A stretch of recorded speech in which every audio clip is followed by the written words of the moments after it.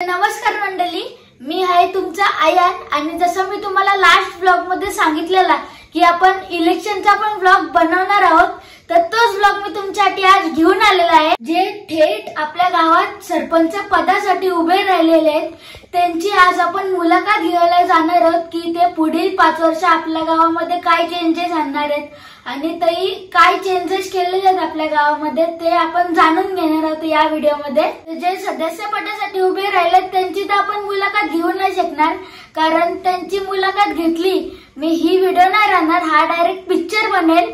आणि जे सदस्य पदासाठी उभे राहिलेत त्यांना माझ्याकडून हार्दिक शुभेच्छा। आता आपण जाणार आहोत जे चांभारली ग्रामपंचायत मधून थेट सरपंच पदासाठी उभे राहिले त्यांची मुलाखत घ्यायला।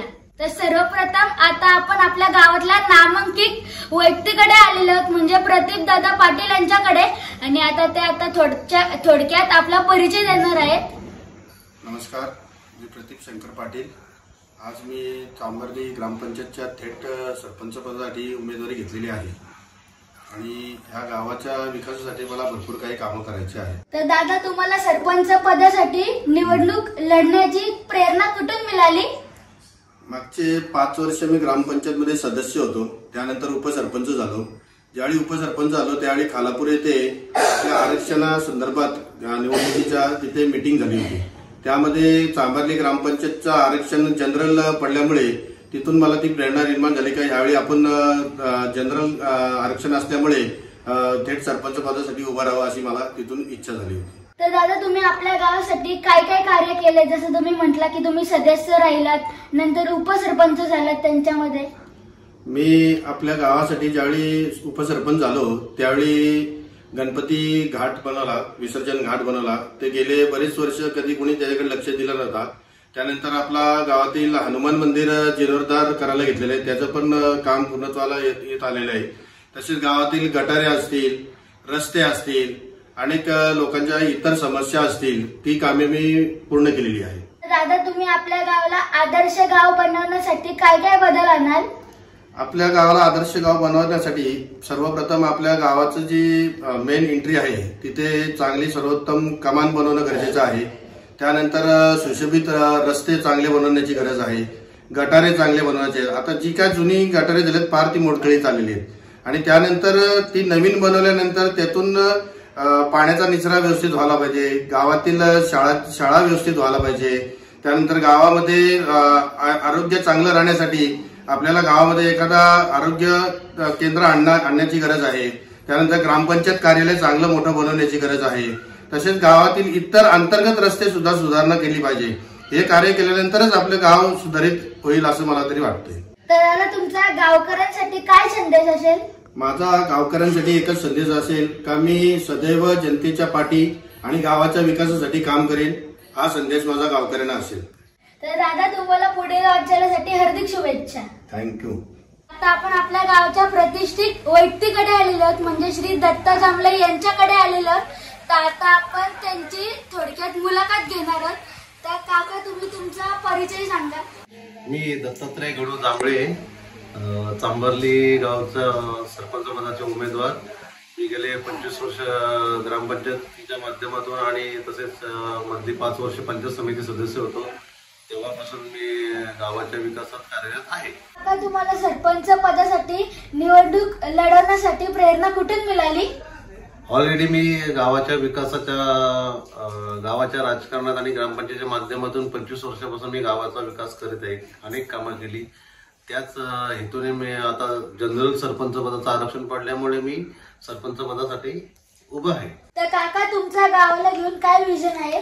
गावाला घेऊन विजन म्हणजे मी ज्या पाणी, रस्ते, गटार आणि आरोग्य या सुविधा ज्या आता आहेत त्या अजून सुरळीतपणे कशा होतील हे करणे। त्याचबरोबर सर्वात महत्वाचं म्हणजे सध्या गावाचं स्वच्छता आणि स्वच्छतेकडे जास्त लक्ष द्यायचं। आम्हाला गाव कशा प्रकारे स्वच्छ होईल आणि सुशोभीकरण होईल।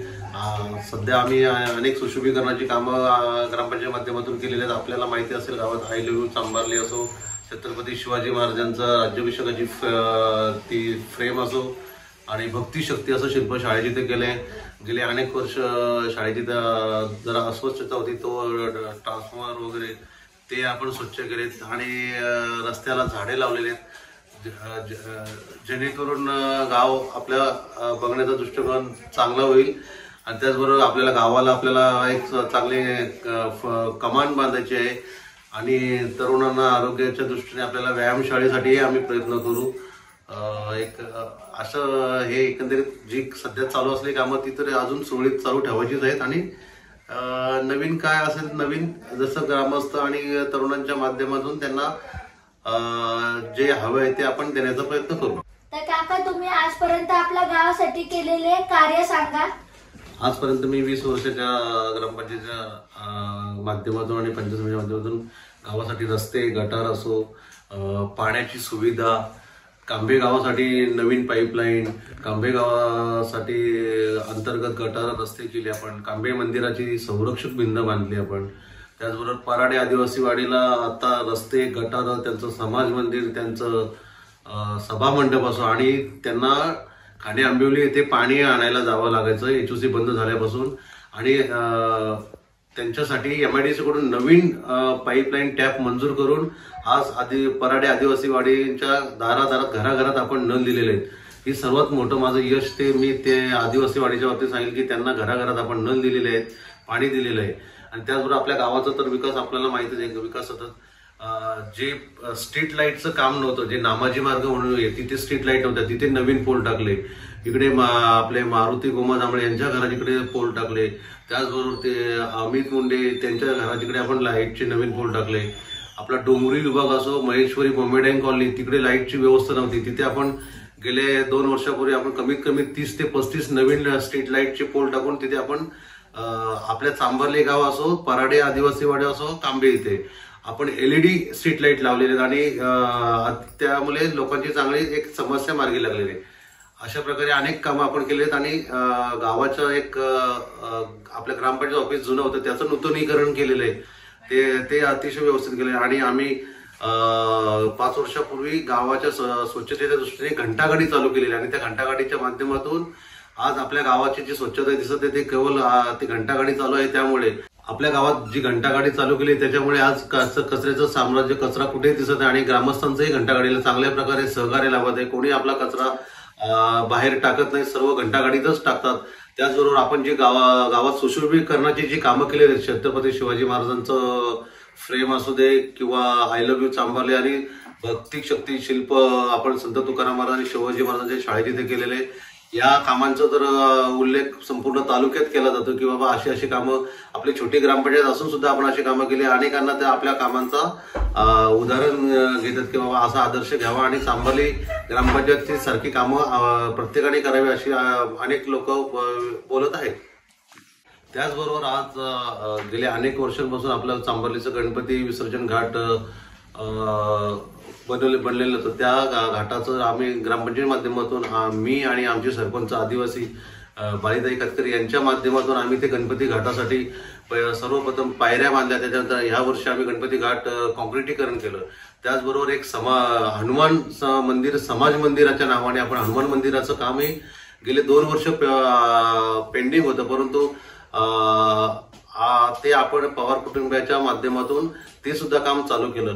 इतर कामं तर होतच राहतात, परंतु कोरोनाच्या महामारीच्या काळात आपण कोरोनापासून कसं बचाव होण्यासाठी सर्व ग्रामस्थांना आम्ही धीर देण्याचा प्रयत्न केला आणि त्यांना मार्गदर्शन केलं की बाबा कोरोनापासून आपण काय करावं आहे, काय नको, घाबरून जाऊ नका, हे आम्ही सगळ्यांना आधार दिला. त्याचबरोबर जे कोणी रुग्ण सापडले त्यांना आरोग्याविषयी सर्व मार्गदर्शन करून त्यांना हॉस्पिटलाइज करण्यासाठी हॉस्पिटल नेण्याचा सर्व आम्ही त्यांना मार्गदर्शन केले आणि सर्वांवर उपाय करण्याचे अतोनात प्रयत्न केले. कोरोनापासून सावधगिरी बाळगावी यासाठी आम्ही अनेकांच्या घरोघरी जाऊन सॅनिटायझेशन केलं. त्याचबरोबर त्यांना मल्टीव्हिटॅमिनच्या गोळ्या दिल्या. अनेक रुग्णांना आम्ही हॉस्पिटलाइज करण्यासाठी मार्गदर्शन केलं किंवा त्यांना ट्रीटमेंट केली. आणि सर्वात महत्वाचं म्हणजे कोरोनाच्या शेवटच्या पिरियडमध्ये जे व्हॅक्सिनेशन सेंटर होतं संपूर्ण तालुक्यात सर्वप्रथम व्हॅक्सिनेशन केंद्र आपल्या गावासाठी मी आपल्या गावात मंजूर करून घेतलं आणि किमान 2400 कोविड-19चे डोस आपण आपल्या ग्रामस्थांना आणि इतर जनतेला दिलं, हे सर्वात महत्वाचं काम आमच्या हातून घडलं, याचं आम्हाला अभिमान वाटतो. काका, तुम्ही आपल्या गावकऱ्यांना काय संदेश द्याल? ग्रामस्थांना माझा एकच संदेश असेल की आपण ज्या विश्वासाने मला 20-25 वर्ष माझ्यावर जो विश्वास ठेवून गावाच्या विकासासाठी जी मला संधी दिली, त्याच प्रकारे यापुढेही मी आपल्या सर्व समस्या सोडवण्यासाठी तत्पर राहील आणि यापुढेही आपण मला संधी द्याल आणि मी आपल्या सर्व अपेक्षा पूर्ण करेल, आपल्या विश्वासाला पात्र होईल असं मी सांगतो. तुम्हाला पुढील वाटचालीसाठी हार्दिक शुभेच्छा. धन्यवाद. असंच आम्हाला आमच्या बरोबर असेच तुमचे आशीर्वाद आमच्या बरोबर राहू द्या. धन्यवाद. आता आपण आलेलो आपल्या गावातले नामांकित व्यक्ती म्हणजे श्री प्रवीण जांभळे यांच्याकडे आपण आलेलो आहोत. तर दादा, तुमचा थोडक्यात परिचय सांगा. नमस्कार, माझं नाव प्रवीण हरिभाऊ जांभळे आणि आज मी थेट सरपंच पदाचा उमेदवार म्हणून जनतेपुढे आहे. तर दादा, तुम्हाला सरपंच पदाची निवडणूक लढवण्यासाठी प्रेरणा कुठून मिळाली? समाजकार्याचा वारसा असल्या कारणाने आणि मी गेले ग्रामपंचायतमध्ये 5 वर्ष ग्रामपंचायतीचं सदस्य असताना मला वाटलं की आपल्याकडे मुख्य पद सरपंच पद असावे व जनतेची मागणी होती की मी काहीतरी करू शकतो. त्यामुळे जनतेच्या मागणीनुसार मी या निवडणुकीसाठी सरपंच पदासाठी थेट उभा आहे. तर दादा, तुम्ही आजपर्यंत आपल्या गावासाठी केलेले कार्य सांगा.